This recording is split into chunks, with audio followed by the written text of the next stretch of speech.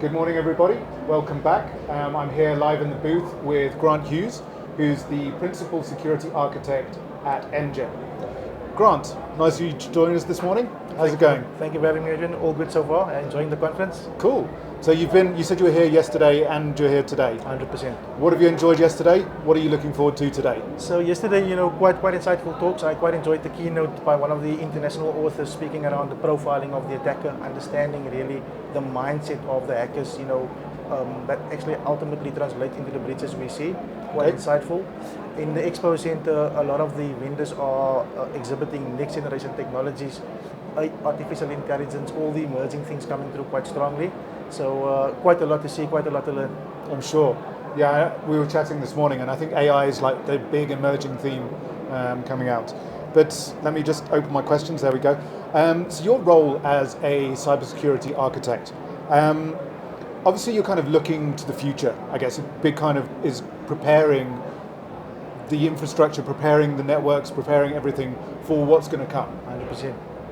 What's going to come? Like, how do you know what's going to come next? I keep getting told that it's such a fast-moving landscape. The threats are kind of emerging from day to day.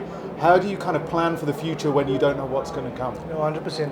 I think it moves fast and slow at the same time. So what we find is that you had malware 10, 15 years ago.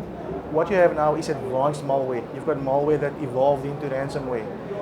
You had social engineering in its most basic form. Today you have more advanced tactics. So I think it's the same set of tactics we're seeing, but it evolves every time. Now you've got artificial intelligence. What you will have now is you will have criminals using AI to create a very realistic phishing email. Okay. Previously they were doing it manually. So I think it's going to be the core things over and over, but it will evolve in terms of sophistication. Now, I think one will wonder, how do you keep on top of, how do you stay on pace in terms of what's happening? And if you look at your core frameworks, your NIST, your ISO, your PCI, those things actually move with the time as well. So if you look at PCI DSS, we had version 4 that came out 15 months ago.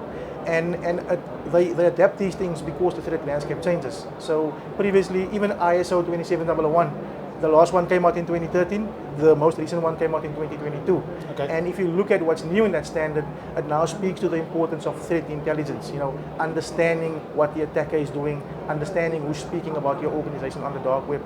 So I think there's a lot of value in keeping your eye on those things. Certainly you don't want to operate in a bubble, so things like the ITWeb Security Summit is quite important, because when you come out here, you get speakers from all over the world. You get practitioners from across the African continent, even across the world, and they're sharing their pain points and their insights and how they're tackling it. And you suddenly understand that, I'm not alone in this, and there's actually a lot of people trying to solve this problem for you. Okay. And I guess, like you kind of mentioned, like this event, the show floor here, there's a lot of exhibitors, there's a lot of vendors. Like you said, they're all kind of showing off their next gen tech. Yes. Who have you been most interested by? Who's kind of caught your attention and you thought, I need to talk further to them? And what's their kind of tech and there's their USP? Yeah. So I think, looking at these vendors, without mentioning any particular one, all of them has certainly adopted artificial intelligence inside of it, right? So for me it's quite comforting, because AI presents a host of opportunities, but from a cyber perspective, it presents a lot of risk as well. Now, what's comforting for me is that the vendors are also moving with the threat landscape. Because 10, 15 years ago, AI wasn't as strong a theme as it is today.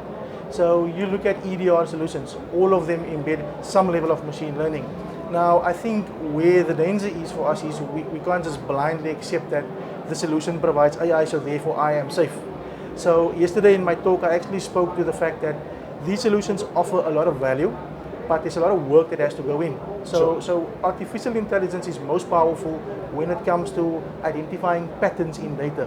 So if you have somebody failing to log in here, you've got somebody doing a port scan there, you've got somebody enumerating ID here, those are all isolated events that on their own probably isn't that worrying.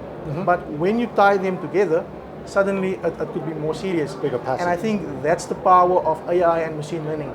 It has the ability to rapidly piece those puzzles together, but we have to give it good quality data. And it's been my experience that is where we are struggling. So we buy these things, we put it in, and then the technology will operate at 10-15% of its actual capability. Okay. And that's a risk for the vendor, because on their side, we come to the conclusion the solution actually doesn't work. While in fact, it's probably more an implementation issue, or the fact that we probably weren't ready for it just yet. Okay. Okay. So then I think probably the stable question that I love to go to is, what keeps you awake at night? Like, it's a very cliched question, I know, but what are the challenges that you face? Like, what really kind of, I'm worried about this. What keeps you awake at night? So I think I'll give you a few things that worry me, right? And I don't think it's going to be unique to me. I think it's the general things that come through.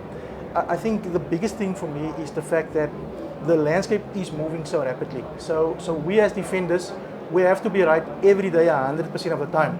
The bad guy only needs to be right once to win. Sure. So now they can attack your process, they can attack your technology and your people. So you've got all these holes, you have a limited number of plugs, and you need to constantly prioritize what am I plugging at what point in time. And it's also, what's important today could not be tomorrow. So you've got artificial intelligence now, you've got ChatGPT, and there we see in the first couple of weeks, Samsung employees put proprietary information in ChatGPT. Now that wasn't a concern 2 years ago. Sure. And now it is.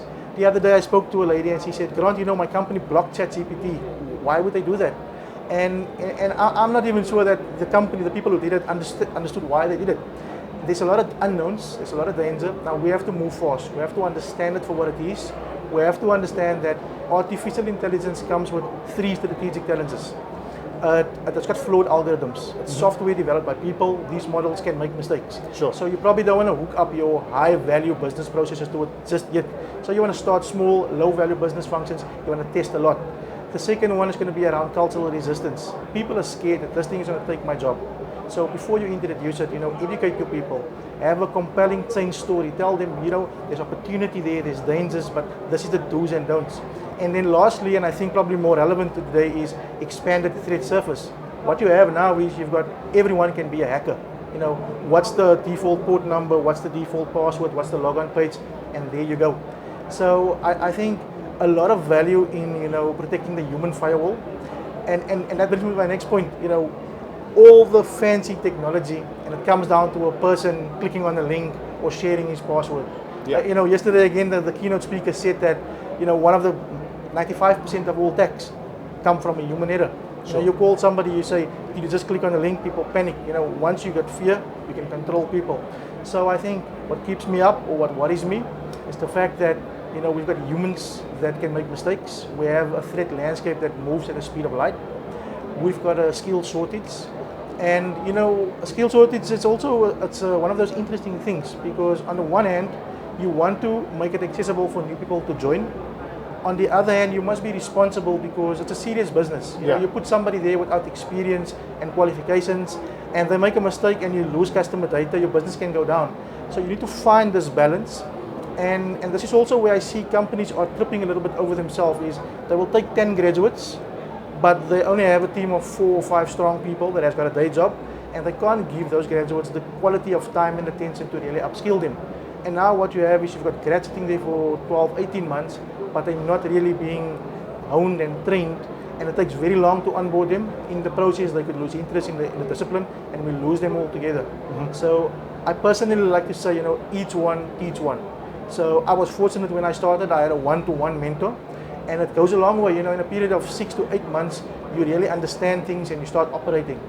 The other thing for me is the fact that from a skills perspective, I don't see a lot of hands-on training in the local context. So we've got the international players, and it's all at the theoretical level, but that practical element, the cyber rangers, slowly but surely they're coming through to the forefront.